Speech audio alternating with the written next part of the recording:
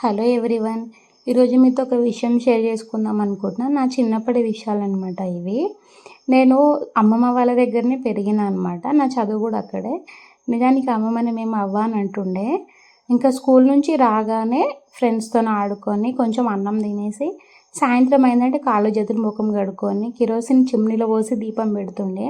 అంటే అవ్వ వాళ్ళ దగ్గర అప్పుడు కరెంట్ లేకుండే అన్నమాట. చాలా వరకు అందరి దగ్గర కరెంట్ ఉండేది కాదు అప్పుడు.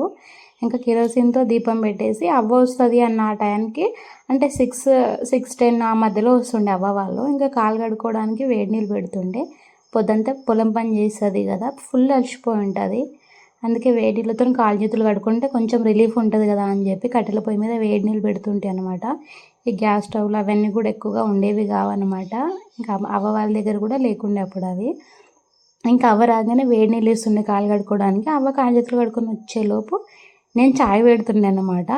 ఇంక ఇద్దరం ఫుల్ చాయ్ కూడా చిన్న గ్లాస్ కాదు, పెద్ద గ్లాస్లో పోసుకుంటుండే ఇద్దరము. ఇంకా టోస్ట్ అన్నా ఇంకా బిస్కెట్లు అన్నా అలా వేసుకొని తింటుండే. అది కూడా కట్టె మీద కూర్చొని ఇద్దరం చాయ్ తాక్కుంటా ముచ్చట్లు పెడుతుంటాం నేను అవ్వ.